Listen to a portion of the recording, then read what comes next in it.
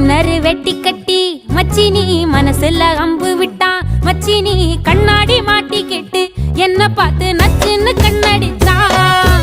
சுந்தமா புத்தி இல்ல மச்சானே, சொல்றதும் கேட்பதில்ல மச்சானே. பக்கத்து வீட்டில் எல்லாம் பக்கா வச்சு மொத்தமா செஞ்சு புட்டா.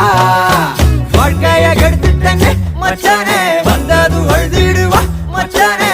ஏதாச்சும் பேச போனா உன் தங்கச்சி எட்ட ஓடி